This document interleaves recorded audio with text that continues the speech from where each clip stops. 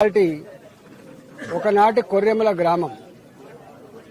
ఈ గ్రామంలో 1985 41 సంవత్సరాల క్రితం 146 ఎకరాలలో 2086 ప్లాట్లు చేసి ఆనాడు అమ్మితే ఎక్కడెక్కడో సింగరేణి కార్మికులు కావచ్చు, చిన్న చిన్న ఉద్యోగాలు చేసుకొని బతికే వాళ్ళు కావచ్చు, చిన్న చిన్న వ్యాపారం చేసుకొని బతికే వాళ్ళు ఆనాడు ఇది ఇల్లు కట్టుకొని బతకొచ్చు, ఎప్పుడైనా అభివృద్ధి చెందుతా అని చెప్పి తీసుకున్నారు. వాళ్ళు 20 సంవత్సరాల వరకు కూడా నిశ్చింతగా ఏ సమస్య లేకుండా ఆ ప్లాట్లు కొనుక్కున్న వాళ్ళు ఇక్కడికి వచ్చి అప్పుడప్పుడు ప్లాట్ చూసుకొని పోయేటోళ్ళు. కొద్దిమంది ఇల్లు కట్టుకున్నారు. కానీ 20 ఏళ్ల తర్వాత ఒక వెంకటేశ్వర్లు అనేటువంటి ల్యాండ్ గ్రాబర్ రెవెన్యూ డిపార్ట్మెంట్ లో ఉన్న లొసుకులను ఆసరా చేసుకుని పాత ఉన్నటువంటి ఓనర్ల పేరునే పానీ వస్తా ఉంది, పాత ఉన్న ఓనర్ల పేరునే పాస్బుక్ ఉన్నాయని చెప్పి వాళ్లకు నమ్మించి వాళ్ళ కింద డబ్బు ఆశ చూపి 47 ఎకరాల భూమిని వాడు రిజిస్ట్రేషన్ చేసుకున్నాడు. అక్కడ మొదలైంది. వీళ్ళందరూ ఎక్కడెక్కడో ఉన్నప్పటికి కూడా, ఐక్యత లేకపోయినప్పటికి కూడా కూడగట్టుకొని కోర్టు మెట్టెక్కింది.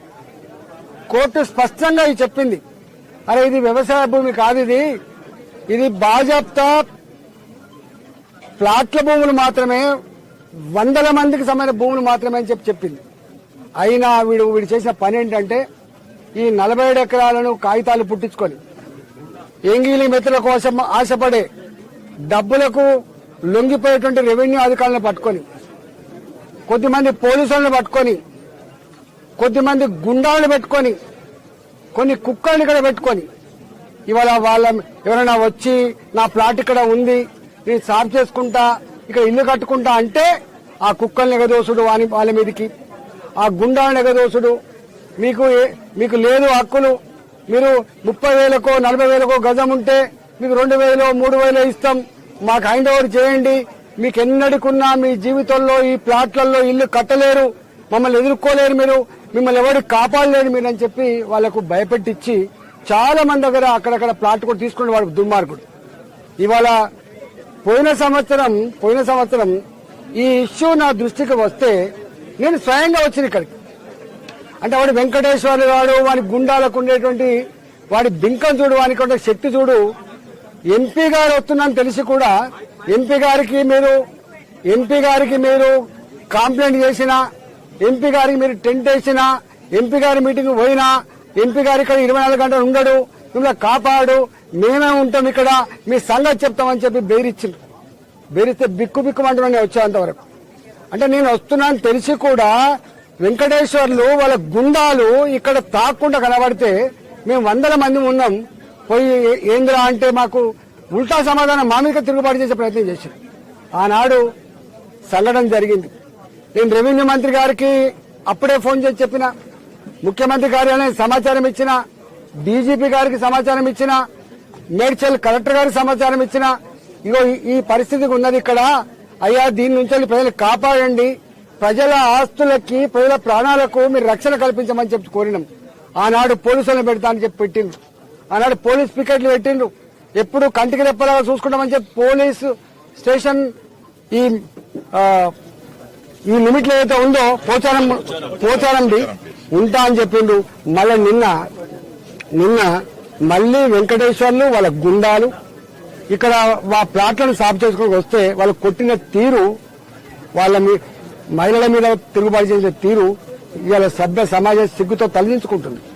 రేవంత్ రెడ్డి గారి ప్రభుత్వాన్ని ఒకటే అడుగుతా ఉన్నా, వ్యవస్థ మీరు నడుపుతున్నారా, మన పోలీసు వ్యవస్థ నడుపుతుందా, మన రెవెన్యూ వ్యవస్థ నడుపుతుందా, గుండాలు నడుపుతున్నారా తేల్చుకోవాలని చెప్పి కోరుతా ఉన్నాను. అంటే గింత ఇన్సిడెంట్ అయిన తర్వాత కూడా, గింత సంఘటన జరిగిన తర్వాత కూడా ఇంకా కేసులు కొనసాగినప్పటికి కూడా ఇలా కోర్టులు ఇది ముమ్మాటికి ఇది ప్లాట్ల జాగాని చెప్పిన తర్వాత కూడా మరి కలెక్టర్ దగ్గర ఉన్నటువంటి ఏడీ సర్వేర్ గారు వాడెందుకు వచ్చిండో, వాడిని డబ్బులు తినడో వాడు ఎందుకు వచ్చిందో తెలియదు. కానీ ఇలా కలెక్టర్ గారి కింద ఉన్నటువంటి ఏడీ సర్వేర్ అంటోడు ఇక్కడికి వచ్చి భూమిని కొనడానికి వస్తే ఇదంతా ప్లాట్ల భూములు అని చెప్పి తెలియదు.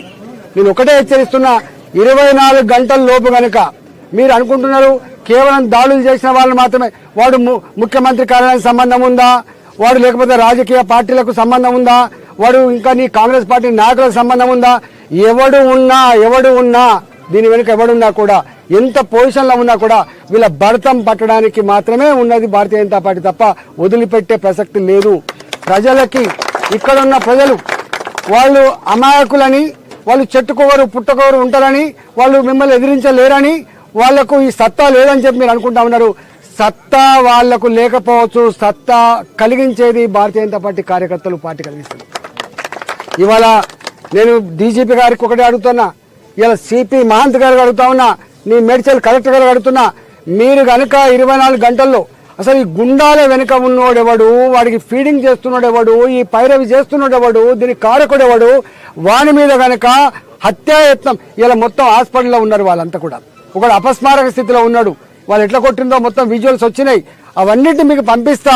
మీరు కనుక దీనికి కారకుడైన వాని మీద కేసులు పెట్టకపోతే, వాని జైల్లో పెట్టకపోతే, వాడిని ఇక్కడ రాకుండా నిలువరించకపోతే, ఆ నిలువరించే ప్రయత్నం చట్టాన్ని కనుక మీరు అమలు చేయకపోతే, ప్రజలు రక్షించకపోతే, ఆ ప్రజలు రక్షించే బాధ్యత భారతీయ జనతా పార్టీ కార్యకర్తలకు మేము తీసుకుంటాం.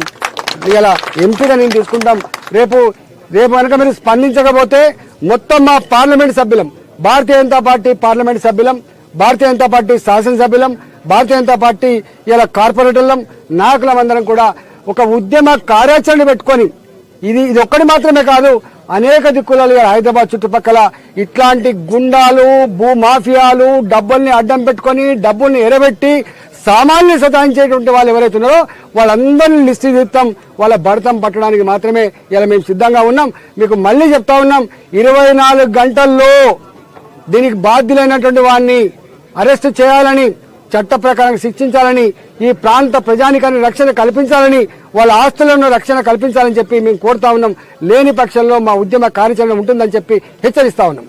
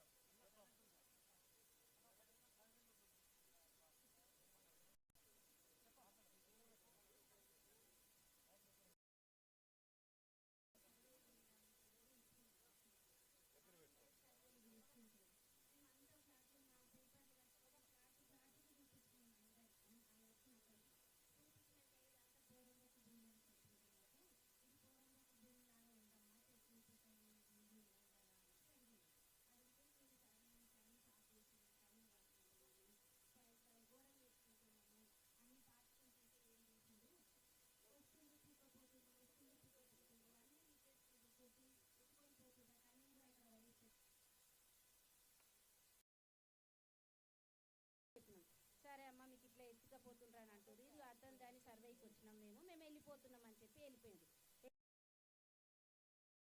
పోవాలి కదా, వచ్చిన అతనికి మేము మర్యాద ఇవ్వాలి కదా. అలా బండి దాకా మేము పోయినాం. పోయి ఆయన బండి ఎక్కించినాక ఇతని గుండాలు ఏం చేసిరు, మా దగ్గర ఉన్న 2 పెద్ద మనుషుల మీద చెయ్యి వేసి నూకేసిరు. నూకేయంగానే శ్రీనివాస్ సార్ కింద పడిపోయాడు. ఇంకొక అతన్ని నూకేయగానే నాకు చేతి కింద ఉన్నాడు అతను, నేను ఆ సార్ వెనకాలనే ఉన్నాను అనమాట. నన్ను దాటేసి గుండా అతన్ని నూకేయగానే అతని గల్లబట్టి నేను వెనక్కి లాగేసిన ఆ రోజుకి అక్కడికి అయిపోయింది. మా వాళ్ళని తీసుకొని వచ్చేసిరు. నిన్న ఆ సార్ అట్లా అనిపోయింది కదా, మనకు కొంచెం అన్న రోషం ఉండాలి అమ్మ, మనం అంతా సాఫ్ చేయించుకుందాం. మన ఫ్లాట్ ఎట్లా ఉంటుంది, మనది ఏడ ఉంది, అది చూసుకునేటట్టన్నా మనకు కనిపించాలి. ఈ రాళ్ళు, ఈ చెట్లు, పుట్టలు అన్ని తీపించుకుందాము, మనిషికి 5,000 10,000 వేసుకొని సాఫ్ చేసుకుందామని సాఫ్ చేసుకుంటున్నాం. అట్లా ఎట్లా సాఫ్ చేసుకుంటారు? మీరేముంది ఇక్కడ, మీరు ఎవరు దాన్ని చేయించుకుంటారు? మీరు ఏముంది, మీ పేపర్ ఏదంటే మా పేపర్ తీసి చూపించినాం. పేపర్ తీసి చూపించినాక మీ పేపర్ చూపియని మేము అడిగినాం. మా పేపర్ అర్ధగంట ఆగు చూపిస్తాం, 10 నిమిషాలు ఆగు చూపిస్తాం, అర్ధగంట ఆగు చూపిస్తాం అన్నాడు. అక్కడికి 3 అయ్యింది. 3 గంటల దాకా కూడా జేసీపీలను నడవనీయలేడు. రాళ్ళు ఇంత పెద్ద రాళ్ళు తీసుకొని వచ్చి ఇసిరి కొట్టిండ్రు జేసీపీలను. అద్దాలన్నీ వల్లగొట్టేసారు.